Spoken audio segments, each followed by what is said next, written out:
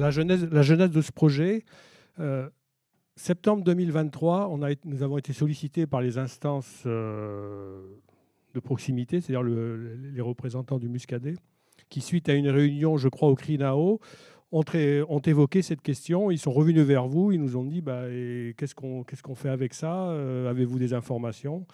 Et il se trouve que nous, on avait une cellule en veille qui fonctionnait depuis un certain nombre de temps, puisqu'elle elle avait suivi l'évolution de la réglementation et elle s'était interrogée sur les actions qu'il conviendrait de conduire pour adapter, pour expérimenter dans le cadre de cette nouvelle réglementation. Octobre 2023, il y a on a fait une présentation à la CVVL, un petit peu à l'image de ce que vous avez eu ce matin, notamment sur les techniques et le côté réglementaire. Les échanges se sont poursuivis et ça a débouché en novembre 2023 sur le dépôt du projet auprès des instances qui l'ont ensuite validé. Simplement pour vous dire que si c'est une technique d'actualité, vous en êtes convaincus, je pense, ce matin, mais à l'époque, la situation n'était pas forcément stabilisée d'un point de vue réglementaire. Je ne suis pas sûr d'ailleurs qu'elle soit complètement stabilisée. Si la réglementation qui a été présentée tout à l'heure par Mathieu Dubernet, c'est finalement assez clair, il y a ensuite les interprétations par les fraudes et les douanes et les modalités opérationnelles quand on veut vraiment le faire sur site. Et là, il y a encore des choses qui sont un peu mouvantes. Le deuxième point, c'est que l'imagination des fabricants de matériel, comme ça a été montré tout à l'heure par François Lavaux, fait que les techniques sont en pleine évolution. Donc, entre ce que l'on a imaginé en fin 2023 et maintenant, il y a des choses sans doute qui sont à considérer.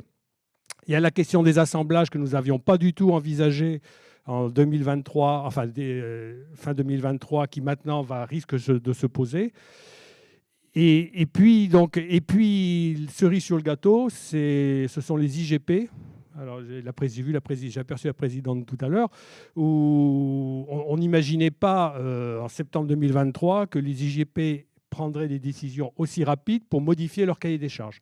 Donc, tout ça pour vous dire que c'est un sujet qui n'est pas complètement stabilisé, ce qui pose quand même quelques problèmes, aussi bien pour l'expérimenter, que pour l'expérimentation, que pour la réalisation pratique, pour ceux qui veulent en faire en cave. Alors, notre champ de jeu... je pense que maintenant, vous êtes au point. Hein. Il y a les boissons à base de vin, ce n'est pas notre terrain de jeu. Les vins ayant fait l'objet d'une réduction de la teneur à l'alcool, typiquement, c'est la correction du TAV dans le cadre du changement climatique. Ce n'est pas notre terrain de jeu. Les vins désalcoolisés, moins de 0,5, ce n'est pas notre terrain de jeu. Ce qui est notre terrain de jeu, ce sont les parcellements désalcoolisés. Pourquoi ? Parce que là, ça a été dit tout à l'heure, la réglementation permet l'ouverture aux IGP et aux AOP sous réserve de l'adaptation du cahier des charges. Et pour adapter le cahier des charges, il faut qu'il y ait une démarche collective qui s'engage, puisque les cahiers des charges sont sous la responsabilité des différents syndicats. Donc c'est dans ce cadre-là qu'on a construit ce projet. Et l'objectif, c'est d'apporter des éléments factuels pour accompagner la réflexion. Alors, les IGP, la réflexion est partie et va plus vite que l'expérimentation. On a des échanges réguliers, d'ailleurs, avec les IGP et ça permettra aussi, sans doute, d'appuyer leur démarche. Pour ce qui est des AOP, les questions sont beaucoup moins avancées. Et puis, il y a des variations aussi selon les AOP concernés. En Pays Nantais, on est plus ouvert, sans doute, qu'en Anjou. Voilà, à ce stade. Sur cette question-là, Mathilde. Alors, le contenu du projet. Le projet est assez simple, il a deux actions. La première, c'est de produire. Donc, on va essayer de produire des vins partiellement désalcoolisés avec les matrices du Val-de-Loire. Donc, il y a trois axes. Le premier, c'est de concevoir des itinéraires viti-éno qui vont être adaptés à la production de vins de base. Alors, ce n'est pas des vins de base au sens, on est dans une région de production de vins effervescents, c'est peut-être pas le mot adapté, mais de vins destinés à être désalcoolisés. Donc ça, c'est plutôt sur dire d'experts, avec des échanges aussi avec les ODG ou les ODG concernés, puisqu'il y a une question d'identité par rapport à l'appartenance à l'ODG. La deuxième action, ça sera de produire des prototypes. Donc ça sera en année 2. Donc il y a plusieurs points. Il y a la faisabilité technique. Ça donne quoi sur le plan analytique? Les produits sont stables ou pas d'un point de vue microbiologique? Même si là, sur des partiellement désalcoolisés, on imagine qu'on se rapproche quand même plus du vin que sur du vin classique que sur du vin partiellement désalcoolisé. Et là, dans ce cadre-là, ce qu'il est prévu, c'est de faire des prototypes, de balayer le champ du possible entre 5 et 8 degrés et demi. Et puis ensuite, si tout se passe bien, on aura déterminé, de point de vue expérimental, un certain nombre de prototypes intéressants. Et l'idée, ça sera de le reproduire chez quelques opérateurs volontaires en situation de cave. Donc ça, c'est l'action produire. Et puis, on a imaginé une deuxième action qui est d'évaluer ces produits. Alors, il y avait deux aspects. Le premier, c'est l'acceptabilité par ceux qui les produisent, donc les professionnels. Donc, est-ce que la qualité sensorielle de ces produits, est-ce que ça convient ou pas aux professionnels? Est-ce que c'est en adéquation avec l'IGP et l'AOP?